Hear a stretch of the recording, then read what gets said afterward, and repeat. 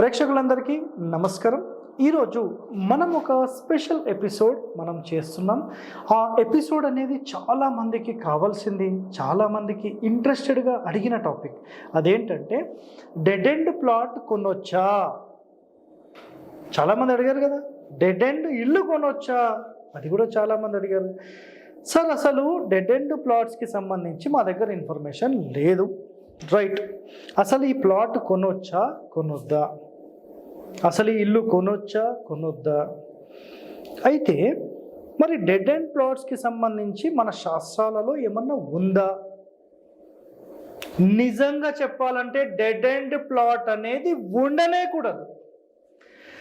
శాస్త్రాల్లో చెప్పిన విషయం మీరు నిజంగా వింటే, స్థాపత్య వేదంలో టౌన్ సెటిల్మెంట్ ప్లానింగ్లో మీరు క్లియర్గా అబ్జర్వ్ చేస్తే, మనకు అసలు ఒక రోడ్ అంటే ఒక కాలనీ మొత్తం సెటిల్మెంట్ చేస్తే, ఆ కాలనీ మొత్తం సెటిల్మెంట్లో ఇండ్లు అంటే మొత్తం మనకు లేఅవుట్ మొత్తం ఈ విధంగా వచ్చి రౌండప్ మొత్తం ఓపెన్లో ఉండాలి, రోడ్ ఉండాలి. మరి ఎవరు చేస్తున్నారండి ఈ కాలంలో? ఈ కాలంలో డెవలపర్స్ అనుకోండి, టౌన్ ప్లానింగ్ వాళ్ళు అనుకోండి, లేదంటే వెంచర్ వేసే వాళ్ళు, ఈ రోడ్ ఎందుకు వదలాలి, ఇక్కడ కూడా 4 ప్లాట్లు చేద్దాం. 4 కాదు, ఈ రోడ్ మొత్తం అంటే రోడ్కి కేటాయించిన స్థలంలో కూడా ప్లాట్లే చేద్దామన్న మహానుభావులు తయారయ్యారు. ఏం చేయాలి చెప్పండి? నియమాలను పాటించి ఇల్లు కట్టాలంటే మీరు అందరూ అనుకోవచ్చు, సార్ మన ఇల్లు మనం చూసుకోవాలి కానీ మిగతావి మాకెందుకు? ఇది రాంగ్ అండి.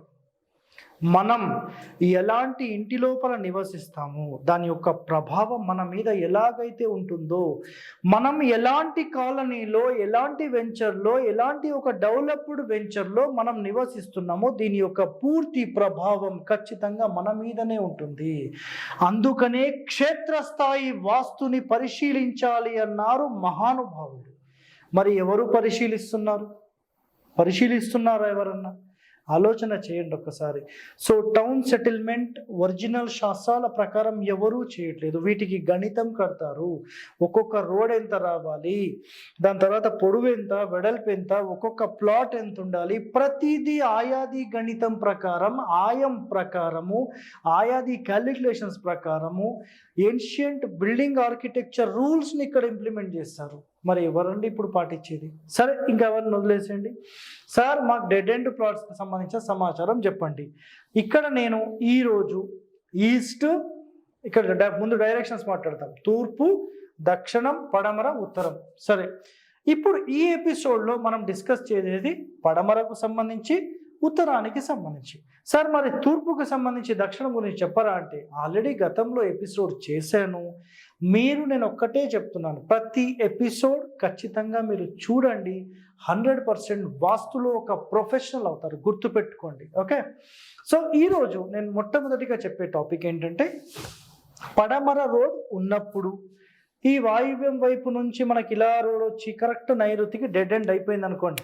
ఇక్కడికి డెడ్ ఎండ్ రోడ్ అయిపోయింది, ఇక్కడ ఇంకా వెళ్ళడానికి లేదు. ఇలాంటి వాటిలో ఎలాంటి లాభ నష్టాలు ఉంటాయి, అసలు ఇలాంటి డెడ్ ఎండ్ ప్లాట్స్ పెట్టడం వల్ల ఎలాంటి నష్టం జరిగింది అనేది మన శాస్త్రాలలో లేదు. కానీ ఆధునికులు ఏం చేశారంటే, ఇలాంటి వాటికి సంబంధించి ఇల్లు అబ్జర్వ్ చేశారు. అంటే ఇలాంటివి ఈ కార్నర్స్కి సంబంధించిన వీధి పోట్లకు సంబంధించి, డెడ్ ఎండ్స్కి సంబంధించి 2 కాంబినేషన్ తీసుకుంటే సేమ్ ఉన్నాయి. ఆ టాపిక్స్ ఏంటి ఈ వీడియోలో మనం తెలుసుకుందాం. అలాగే గతంలో మనం ఏం చేసామంటే, వీధి పోట్లకు సంబంధించిన ఆల్ డైరెక్షన్స్కి సంబంధించిన ఎపిసోడ్స్ అన్నీ చేయడం జరిగింది. మీరు ఒక్కసారి ఆ ఎపిసోడ్స్ అన్నీ చూడండి. వాటికి ఇవి రిలేషన్స్ చాలా ఉంటాయి, చాలా చాలా ఇంపార్టెంట్. సో పడమర నైరుతికి డెడ్ ఎండ్ అయితే, ఈ ఇంటిలో నివసించే 50 సంవత్సరాల లోపల ఎవరైతే ఉంటారో ప్రధాన కొడుకు మీద దీని ఇంపాక్ట్ పడి 50 సంవత్సరాల లోపల భార్యాభర్తలు విడిపోవడం కానీ, లేదు అంటే కనుక దూరం ఉండడం కానీ, ఒకవేళ విడిపోతే ఇంకొక సంబంధం పెట్టుకోవడం కానీ, లేదంటే సెకండ్ మ్యారేజ్ జరగడం కానీ ఈ ఇంట్లో జరుగుతుంది అనేది ఆధునిక వాస్తు వాళ్ళు చెప్పిన పాయింట్.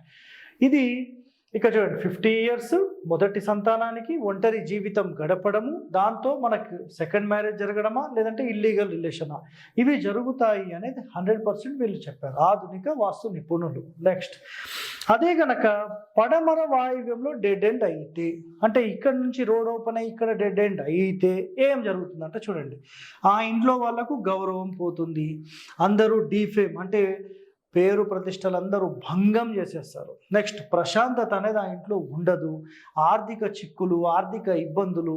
అయితే ఇది 3వ సంతానంపై ప్రభావం చూపుతుంది అనేది వీళ్ళ కాన్సెప్ట్. అయితే వ్యసనాలకు అలవాటు పడతారంట.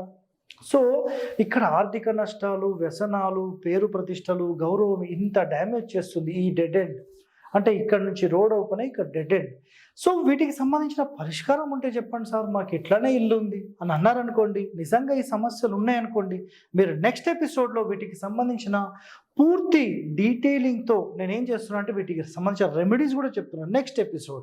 అందుకని అన్ని వీడియోలు చూడాలి, సగం సగం చూడకండి, మమ్మల్ని ఇబ్బంది పెట్టకండి, మీరు ఇబ్బంది పడకండి, నేను ముందే చెప్తున్నాను. ఓకే, నెక్స్ట్, ఇప్పుడు పడమరకు సంబంధించి క్లియర్. ఇప్పుడు ఉత్తరానికి సంబంధించి మాట్లాడదాం. ఉత్తరంలో వాయువ్యానికి, అంటే ఇక్కడ వరకు మీ ఇల్లు ఉంటే ఇక్కడ డెడ్ ఎండ్ అయిపోయింది, ఇది ఓపెన్ రోడ్ ఉంది ఇట్లా. ఇప్పుడు ఏం జరుగుతుందంటే ఉత్తర వాయువ్యం డెడ్ ఎండ్ అయితే, అంటే ఇటు తూర్పు వైపు రోడ్ ఇట్లా వచ్చి ఇక్కడికి ఆగిపోతే ఏం జరుగుతుంది ఇక్కడ చూడండి, యజమానురాలుపై ఈ ప్రభావం చూపుతుంది. ఇక్కడ ఏమనుకున్నాం, యజమానిపై, థర్డ్ కొడుకుపై అనుకున్నాం. అయితే ఉత్తరం అయితే యజమానురాలుపై, థర్డ్ 3వ కూతురుపై ఈ ప్రభావం పడుతుంది.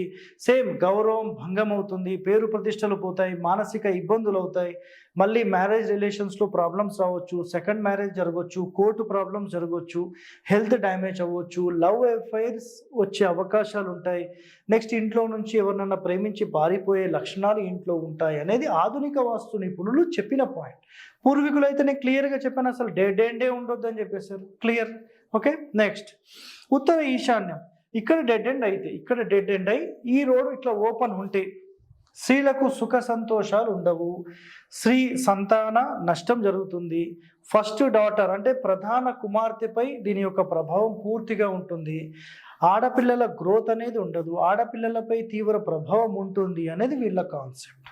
సో నిజంగా ఇవన్నీ చూసిన తర్వాత ఒకటి ఆలోచన ఏంటంటే, వీధి పోటు కానీ డెడ్ ఎండ్ ప్లాట్ కానీ 100% తీసుకోకూడదు. సార్, ఈ వీడియో మేము ఈరోజు చూసాము, అసలు ఇలాంటి డెడ్ ఎండ్ ప్లాట్స్ మాకు ఉన్నాయి సార్, మేము ఏం చేయాలి, కొంచెం పరిష్కారం చెప్పండి. నెక్స్ట్ ఎపిసోడ్ కోసం మీరు వేచి ఉండండి, పూర్తి సమాచారం నెక్స్ట్ ఎపిసోడ్లో నేను అందిస్తాను. ఓకే, థ్యాంక్ యూ అండి. ఇలాంటి ఎంతో రహస్యమైన సమాచారం మీరు తెలుసుకోవాలంటే మా ఛానల్ సబ్స్క్రైబ్ చేయండి, లైక్ చేయండి, ఇంకా మీకు తెలిసిన వాళ్ళందరికీ కూడా మీరు షేర్ చేయడానికి ప్రయత్నం చేయండి. Thank you.